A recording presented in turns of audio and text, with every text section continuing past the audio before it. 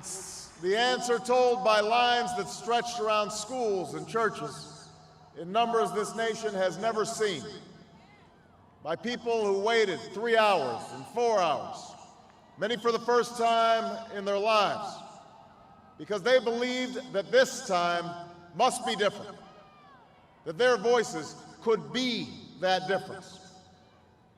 It's the answer spoken by young and old, rich and poor, Democrat and Republican, black, white, Hispanic, Asian, Native American, gay, straight, disabled and not disabled, Americans who sent a message to the world that we have never been just a collection of individuals or a collection of red states and blue states. We are and always will be the United States of America.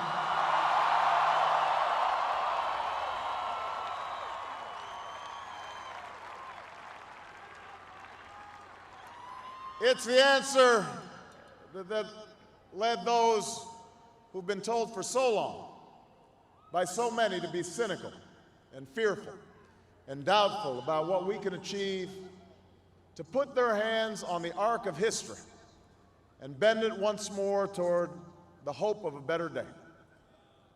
It's been a long time coming, but tonight, because of what we did on this day, in this election, at this defining moment, change has come to America.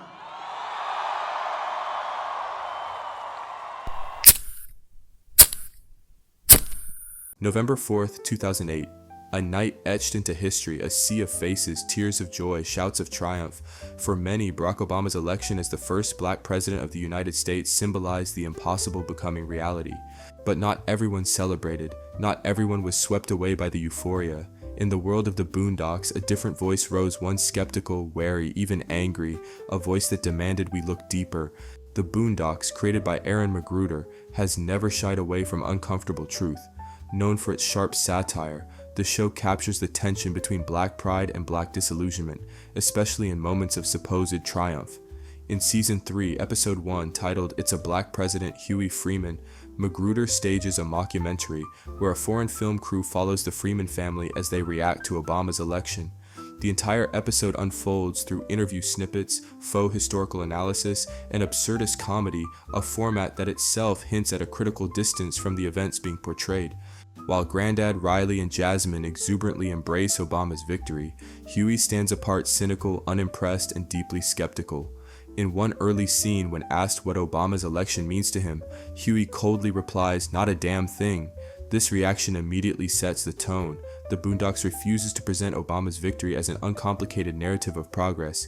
Instead, it demands that we interrogate the difference between symbolic milestones and structural change. Through this lens, the episode reflects a wider discomfort present even during the Obama years. Was this election a culmination of civil rights dreams, or merely a cosmetic shift in a system still deeply unequal? Towards the end of the 2008 campaign, the Republican Party, terrified at their own sinking poll numbers, attempted to link Barack Obama to radical leftist figures to make him appear un-American. First was the controversial Reverend Jeremiah Wright. I say motherfuck America, motherfuck America's mother, motherfuck America's daddy, America can eat a dick, America can lick the balls! When that failed, Republicans tried linking Obama with 10-year-old domestic terrorist Huey Freeman, after discovering the two were MySpace friends. Did they leave each other glitter comments? The public has a right to know. Okay, this is a little boy who thinks that Jesus is black, Ronald Reagan is the devil, and the government is lying about 9/11. Kids like this need to be on America's shit list, not our friend list. Obama did his best to downplay the relationship. Look, I have many friends on MySpace. I pretty much add anybody. I don't know who this Huey Freeman is, but he doesn't stand for what I stand for. And I denounce, I repudiate, and condemn him. Basically, fuck him. Critical race theory, A framework developed by legal scholars like Kimberlé Crenshaw and Derek Bell teaches us that racism is not merely an individual failing, but a system embedded in institutions, laws, and culture. From this perspective, Obama's election, while historic, doesn't inherently dismantle systemic racism. It represents what CRT scholars call interest convergence, progress allowed because it also serves broader societal interests without fundamentally challenging power structures. Critical race theory emphasizes that racism is embedded in laws, institutions, and culture, not just the actions of individuals. Scholars note that satirical media like TheBoondocks can be read through a critical race theory lens. For example, Wesley French applies critical race theory to Boondocks, showing how Aaron McGruder uses encoding strategies to challenge dominant racial narratives. Key critical race theory ideas like the insidious colorblind racism of contemporary America are directly relevant. As Patricia Hill Collins observes, modern colorblind ideology claims not to see race yet manages to replicate racial hierarchy as effectively as the racial segregation of old. Similarly, Kiana Park shows that a triumphalist colorblind narrative, the idea that the civil rights movement ended racism, actually maintains inequality while celebrating symbolic progress. In the episode, Obama's historic election is treated as a symbolic victory, first black president. But critical race theory informed analysis would ask, what substantive policy gains and reductions in systemic racism accompany that symbolism? And does the show suggest that entrenched inequalities in housing, education, criminal justice, etc. remain largely unchanged under a black president, a point underscored by quantitative studies showing mixed outcomes for black Americans in Obama's term? In short, critical race theory helps critique the gap between surface-level change and structural reality, a symbolism versus substance theme central to Boondocks.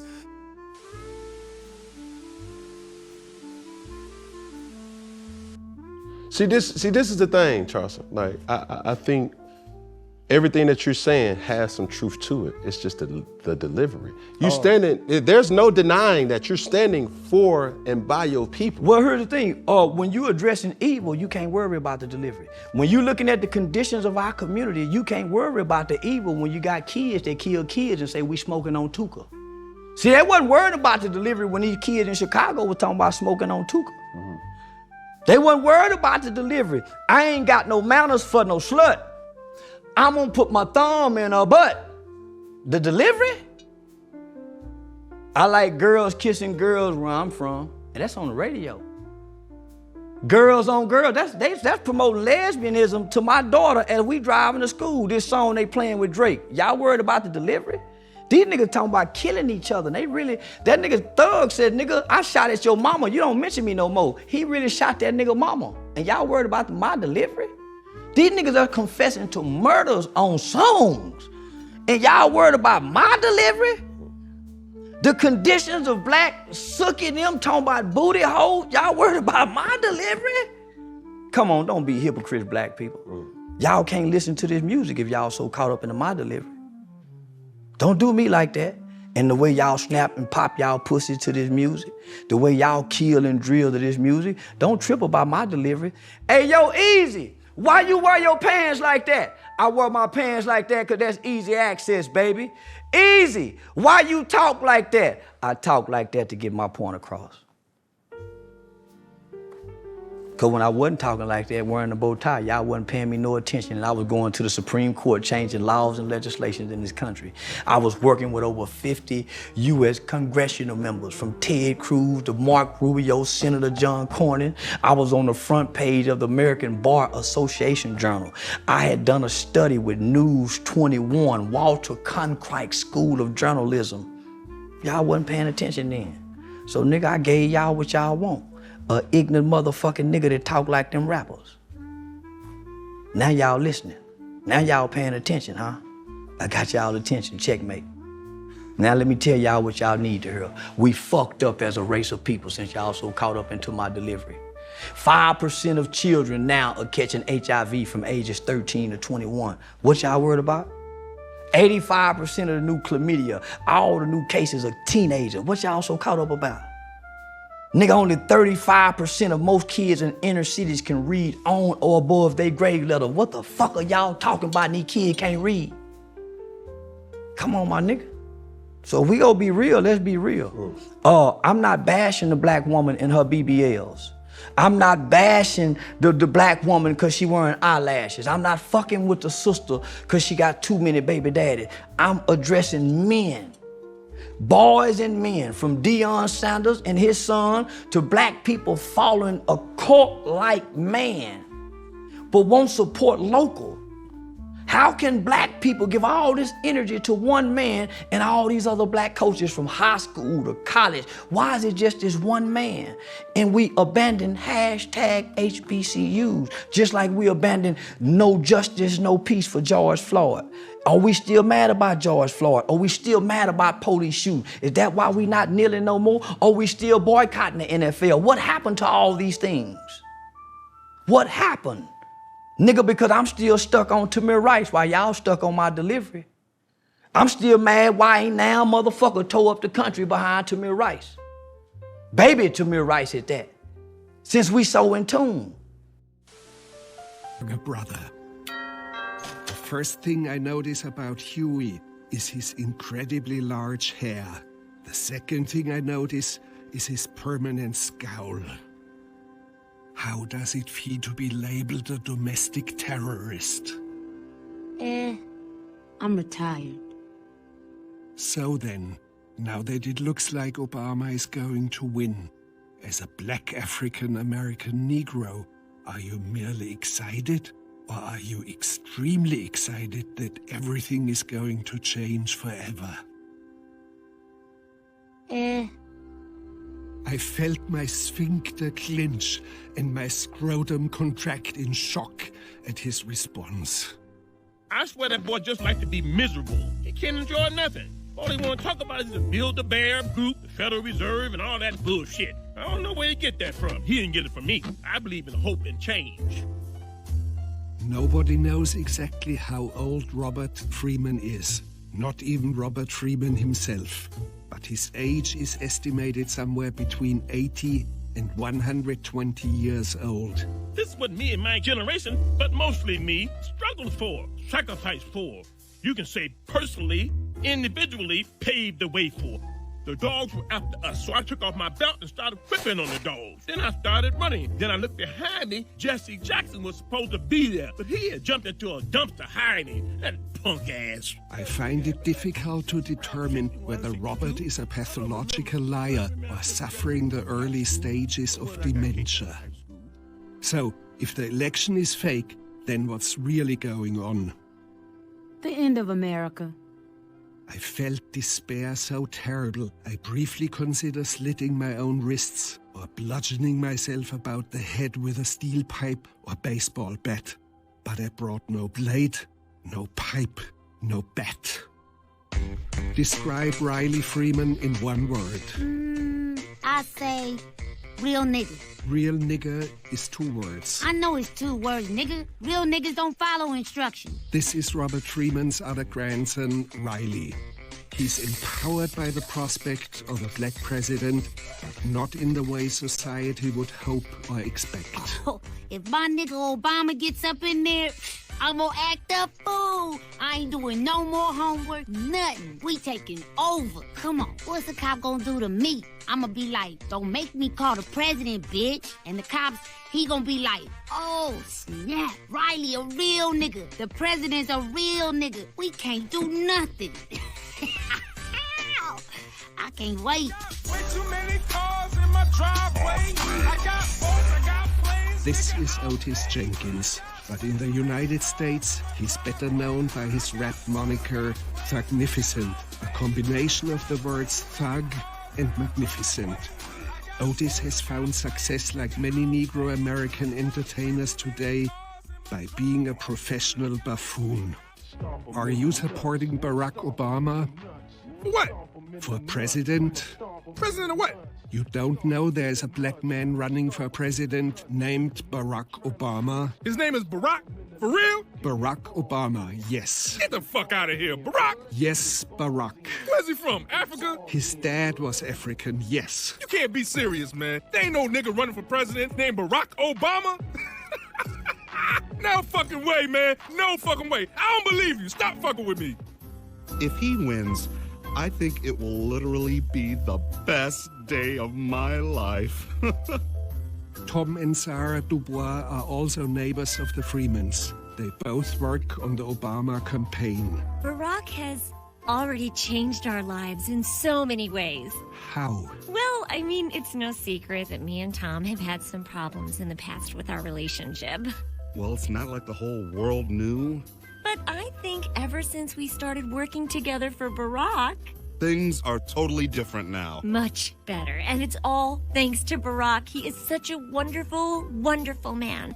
I just think it's about time we had a president who is smart and tall and charming and strong and fit. Just like your hubby? This isn't about you, sweetie. It is always obvious when a couple hasn't engaged in normal marital relations for some time. Obama, of course, is as polarizing as he is transformative. Some have accused Obama of being a socialist. Others believe that he's a Muslim. Some have gone as far as to label him the Antichrist. He is the socialist Muslim Antichrist. This is Uncle Ruckus. He's an Uncle Tom, perhaps the biggest Uncle Tom to have ever lived. If this nigga gets elected, America is over. You want this nigga to shit in the same place William Taft sat and his big wife. She don't need to be in the White House. She should be in the WNBA shooting foul shots.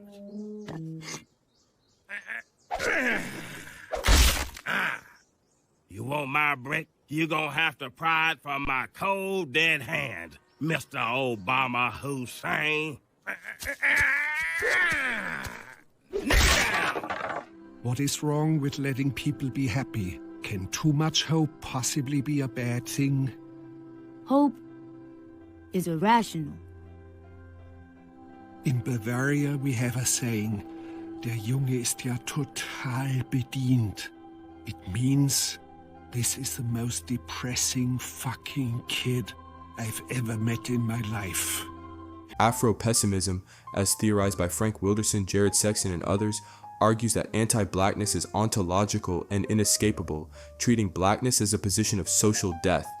Wilderson's work and its summaries stresses that emancipation is a myth, and that black people remain perpetually excluded from full human status. In this view, any political breakthrough like a black president cannot alter the fundamental condition of black life. Violence saturates black life, consigning blacks to a kind of permanent subjection. This framework sheds light on Huey Freeman's extreme cynicism in the episode.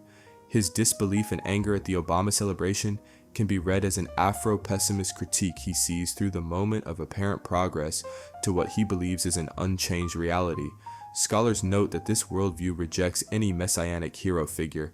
For instance, Afro-pessimists liken black leadership to a head of a zombie, an animated symbol controlled by forces beyond genuine black agency. Thus, Huey's skepticism about Obama's substance, despite the celebration, resonates with the Afro-pessimist insight that the black subject remains trapped in a racial structure, so that hopes in a singular leader are ultimately hollow. The episode's satire revolves around the idea of a post-racial America, signified by electing a black president. Critical scholarship on post-racialism warns that this narrative can be misleading. Media analysts note that calling Obama's victory a post-racial milestone gave birth to a colorblind ideology that actually reified race in public discourse. As Walter Green observes, Obama became post-racialism's subjective signifier, but rather than ending racial dialogue, the hype around post-race actually magnified it. In the documentary analysis, one could point out that the episode echoes this tension. The characters treat Obama's blackness as a simple symbol of progress, yet the satire undercuts the idea that the racial issues are resolved. Scholars like Gillespie similarly question whether Obama brought substantive gains or just symbolism. Gillespie's book Race and the Obama Administration shows that while some measures, graduation rates, hate crimes improved, others, home ownership, business loans, saw little change, and stubborn persistence of inequality remained. In a neutral analysis, one might cite this work to ask if the show reflects a broader doubt. Has the first black president been mostly a symbol, with the same old systemic barriers still in place? Theories of post-racialism remind us that claiming we've moved beyond race often masks ongoing racism, as when colorblind rhetoric promises equal opportunity, but in practice maintains old hierarchies. The episode also satirizes hero worship and the commodification of black pride. Boondocks is known for lampooning how black icons are celebrated or sold without deeper respect for their struggle. In the classic Return of the King, for example, Martin Luther King Jr. rails against those who celebrate him in name only.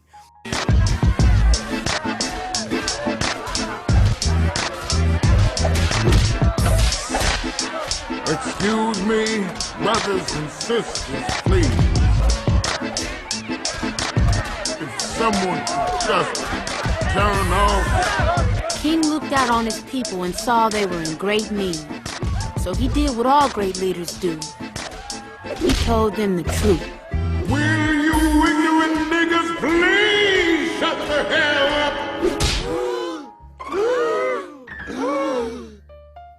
He just said what I think he said. Is this it? This is what I got all those ass whoopings for? I had a dream once. It was a dream that little black boys and little black girls would drink from the river of prosperity, freed from the thirst of oppression. But lo and behold, some 4 decades later, what have I found but a bunch of trifling, shiftless, good-for-nothing niggas? And I know some of you don't want to hear me say that word. It's the ugliest word in the English language, but that's what I see now, niggas. And you don't want to be a nigga, because niggas are living contradictions. Niggas are full of unfulfilled ambitions. Niggas wax and wane. Niggas love to complain. Niggas love to hear themselves talk but hate to explain. Niggas love being another man's judge and jury. Niggas procrastinate until it's time to worry. Niggas love to be late. Niggas hate to hurry. Black entertainment television is the worst thing I've ever seen in my life. Usher, Michael Jackson is not a genre of music. And now I'd like to talk about soul playing. I've seen what's around the corner. I've seen what's over the horizon. And I promise you, you niggas have nothing to celebrate.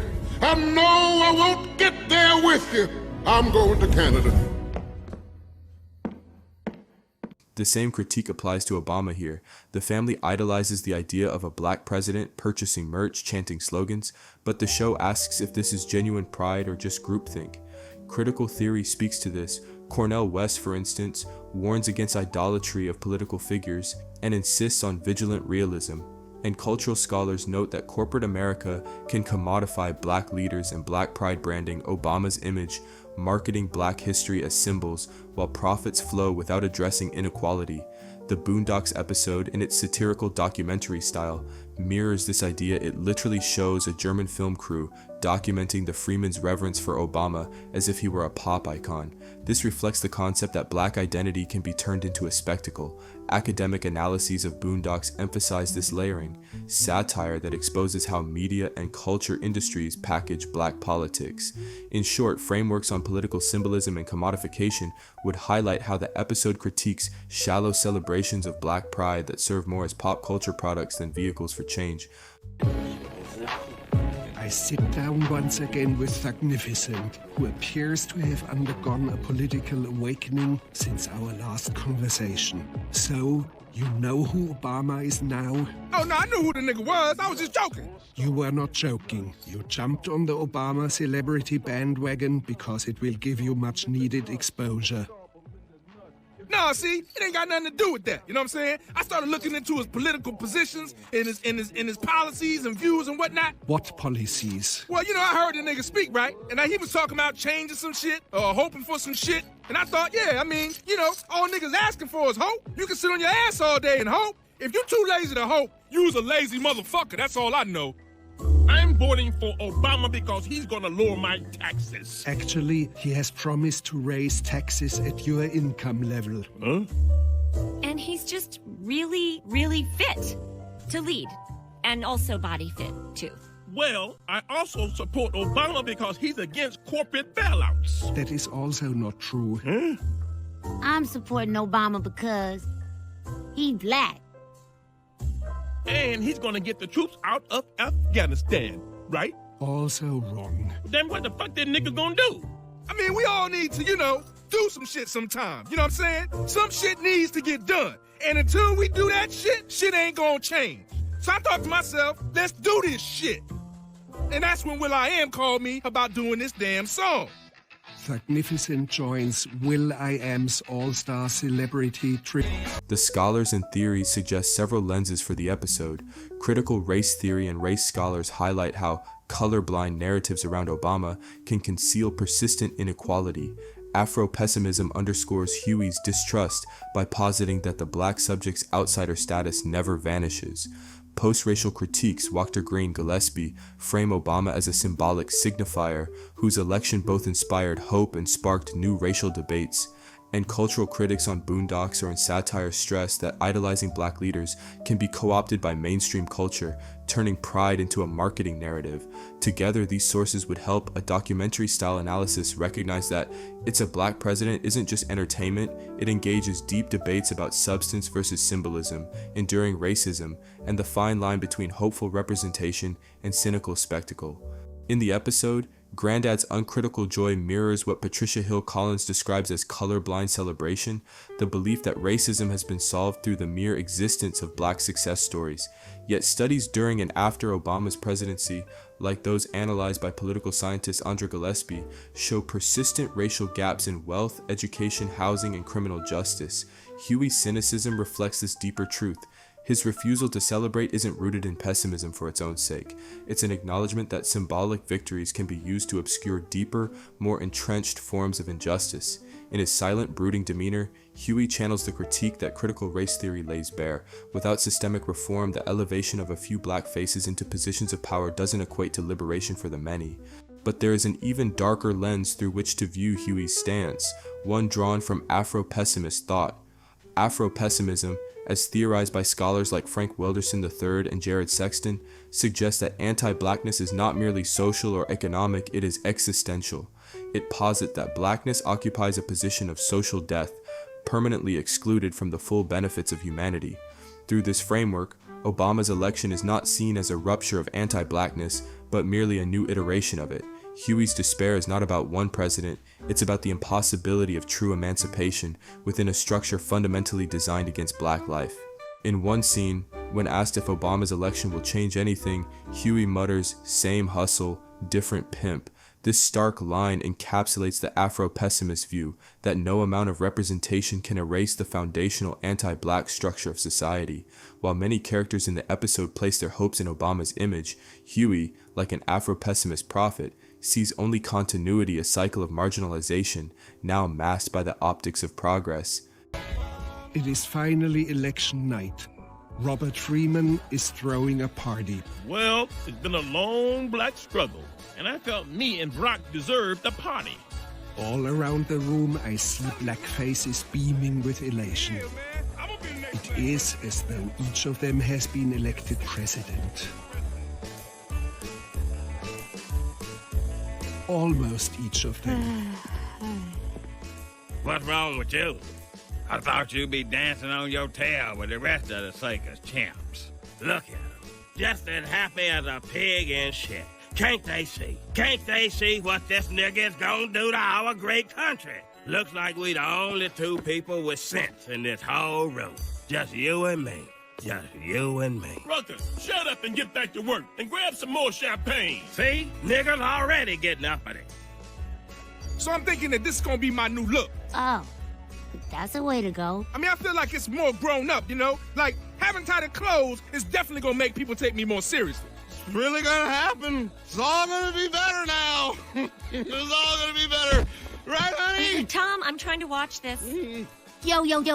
I heard the presidential limo is gonna be like a crazy pimped out Cadillac now, with rims and like machine guns and lasers. Excuse me, I'd like to propose a toast. Now, I'd just like to say that today is a very special day for me. I hope you all enjoying the cheese, wine, and freedom I have struggled so hard to provide tonight. And because of my pain and suffering, the black struggle is officially over. No longer can they keep us down. No longer can we be silent. This is it. Shut up. Shut up.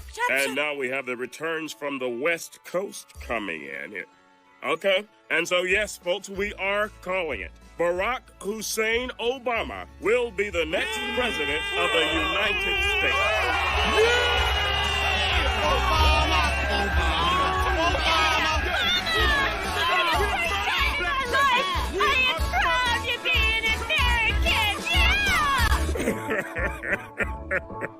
Why, Lord?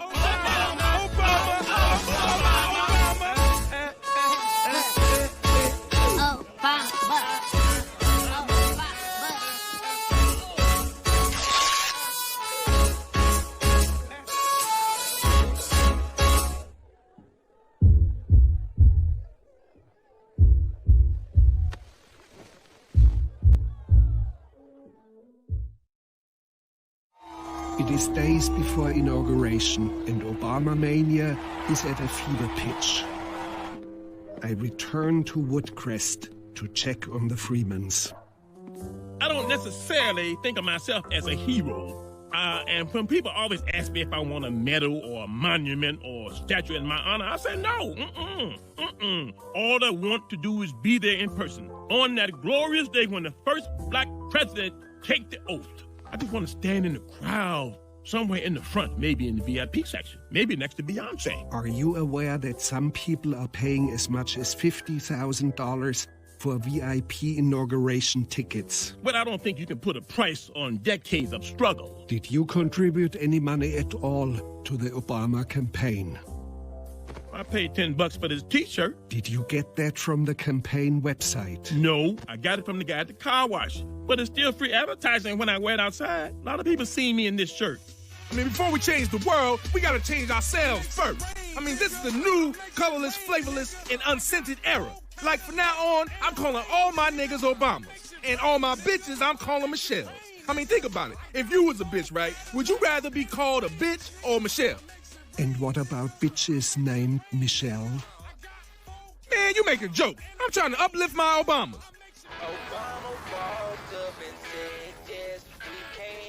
Yes, can you tell the president-elect it's civil rights legend Robert Freeman, F-R-E-E-M-A-N,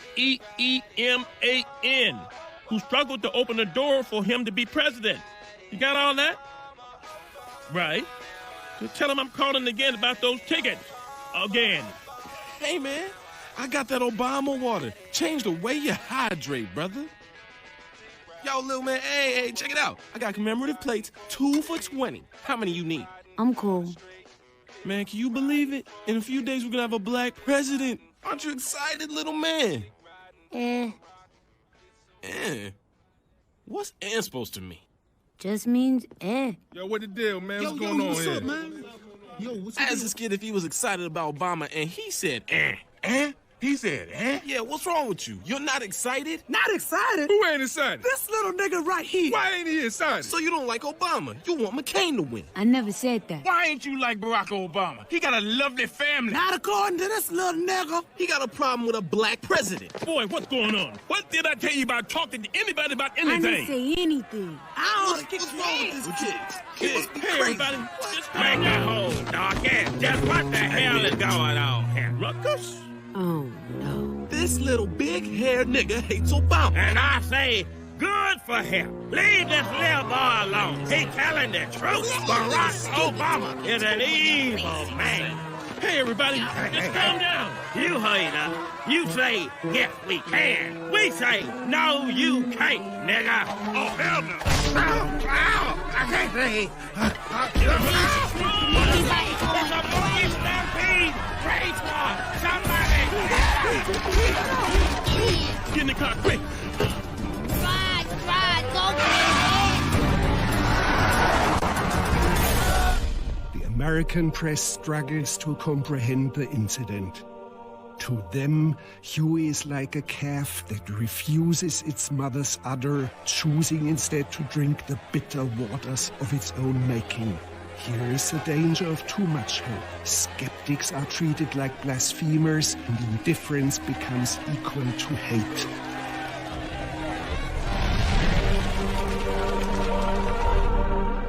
Robert Freeman calls a press conference to do damage control. Huey Freeman is not really my grandson. I refute, renounce, and rebuke him.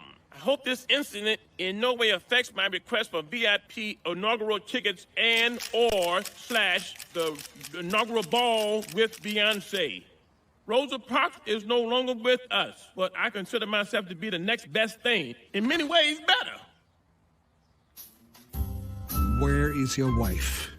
She's in, D.C. There was a problem or something with the ticket, so we only had one, and I let her have it. Are you afraid your wife will have lusty sex with Barack Obama? What? No. No, that's impossible. I didn't ask if it was possible, only if you were afraid. I can't help but notice you are like a less attractive, less wealthy, less powerful version of him. It is quite understandable for you to be concerned.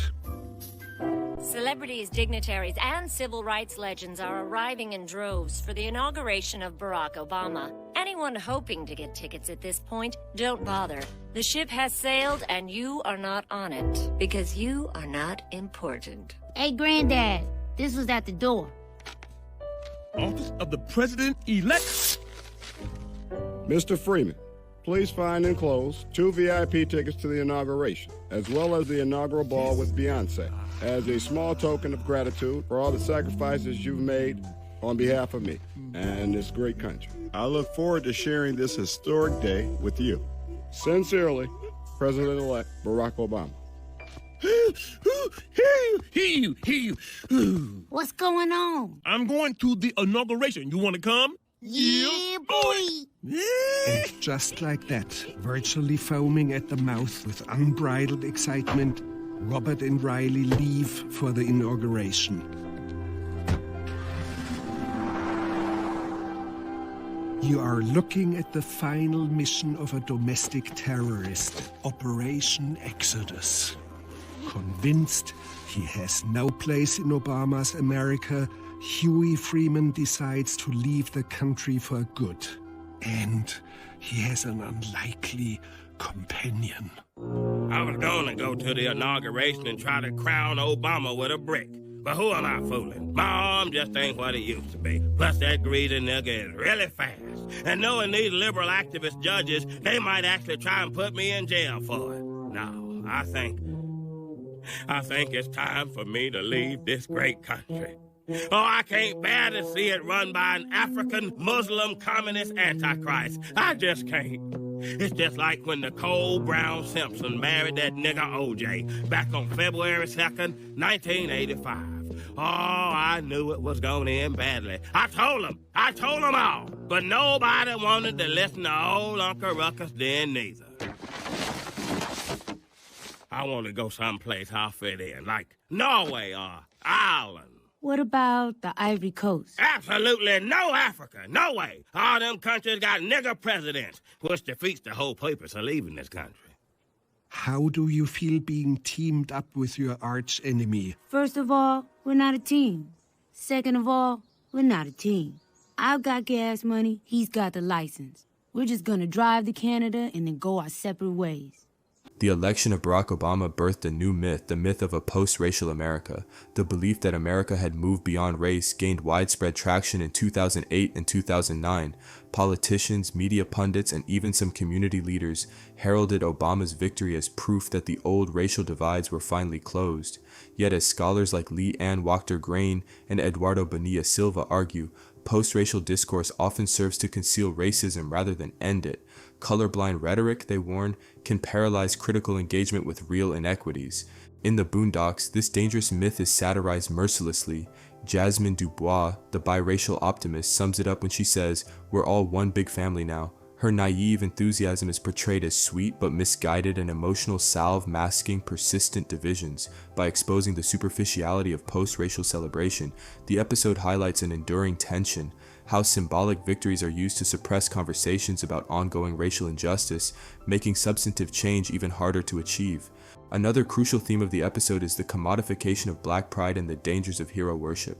Throughout the mockumentary, the Freeman family, along with their neighbors, consume Obama-themed merchandise shirts, mugs, banners, turning a historical moment into a shopping spree. In doing so, McGruder critiques how revolutionary symbols are often commercialized and emptied of radical content. Cornel West has warned against the Santa Clausification of black leaders, where figures like Martin Luther King Jr. are transformed into safe, sanitized icons. Obama in this portrayal risks the same fate, celebrated not for radical policy but for symbolic meaning easily marketed and consumed. Huey's disdain for this phenomenon is palpable. He doesn't object to pride in Obama's election per se, he objects to the superficial, consumer-driven nature of that pride. As political scientist Adolph Reed Jr. observes, neoliberalism thrives on creating and selling symbolic victories while leaving systemic injustice intact. TheBoondocks satirizes this with brutal precision, showing how political hope can be bought and sold like any other commodity. In this way, the episode warns us, a black president is not liberation if liberation becomes a brand. You see, Bill, I consider myself a black leader now, and that means helping Obama and doing anything he asks. Oh, yes, I can hear you're concerned for the state of the world in that song you did about stomping people in the nuts. Oh, that was the old me. Everything is different now. I'm much, much, much more politically aware and stuff. Really? Well, name the 3 branches of government, then. The what? Come on, black leader. It's 4th grade social studies time. What are the 3 branches of government? Let's see. They got the main branch.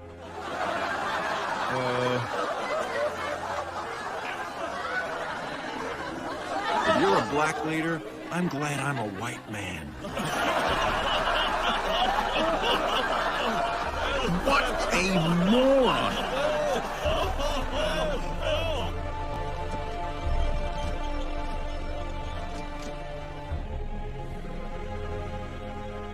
What's the point of talking if nobody ever learns?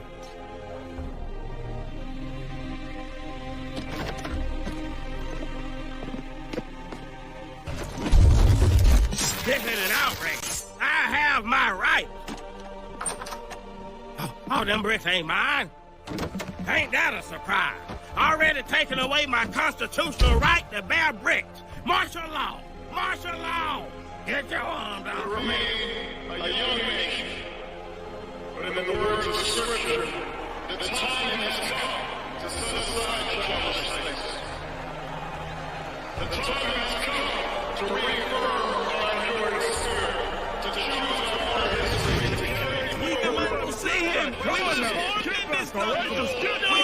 Please, I have VIP ticket. We all got VIP tickets. Get your hands off me. Alright, you in trouble now. I'm calling my nigga Obese. Please don't tase me. Don't tase me, bro. I'm an old man. I got a heart condition. You can't do this to me. I'm a civil rights legend. Save us, Obama!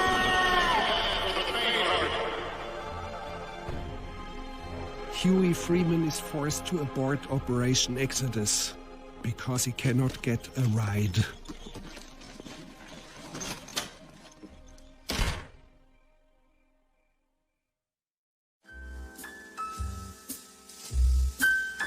Barack Obama? I just found that fool is going to raise my taxes. His promises are just like his ticket. Worthless. Good thing I didn't vote for his lying ass. Obama ain't no real nigga. And check this out. I heard he worked for the Feds. That ain't a good look, Barack. Washington was indescribable. It was just so amazing. And I got to meet him. Was he everything you dreamed he would be? Oh, yes, he was. And so much more. Oh, yeah, I'm still down for the cause and shit. But I'm like, hey, I did my part, you know what I'm saying? I got the nigga elected, you know, time to get back to work, you feel me? Doing what Thugnificent do. Besides, them tight-ass clothes was cutting off my circulation. Due to the conditions of my parole, I am unable to leave the country at this time. I am forced to remain here and express my extreme displeasure while in no way threatening the life of the president and his beautiful monkey family. I ask Huey Freeman if he has any final thoughts he'd like to share. Yeah. I'm retired. 15 years later, the questions raised by the Boondocks remain urgent. Was Obama's election a moment of genuine transformation or simply a symbolic gesture papering over deeper wounds? Has America moved closer to justice, or has it merely changed the way injustice looks? The brilliance of It's a Black President, Huey Freeman, lies in its refusal to give easy answers. It captures both the euphoria and the skepticism, the hope and the disillusionment, the pride and the pain. By invoking critical race theory, Afro-pessimism, critiques of post-racial discourse, and analysis of commodification, the episode stands as one of Aaron McGruder's sharpest commentaries on the contradictions of Black progress in America. And perhaps most importantly, Huey's grim warning, "Not a damn thing," still forces us to ask, when we celebrate, what exactly are we celebrating? Are we cheering real change, or only the image of it? In the end, the Boondocks reminds us, true liberation demands more than symbols. It demands systems changed, hearts transformed, and realities confronted, even when the world tells us to celebrate too soon. The revolution wasn't televised in the 60s. Is it going to be televised in the 90s? Well, you know, the catchphrase, what that was all about, the revolution will not be televised, that was about the fact that the first change that takes place is in your mind. You have to change your mind before you change the way you live and the way you move. So when we said that the revolution will not be televised, we were saying that, like, that stuff.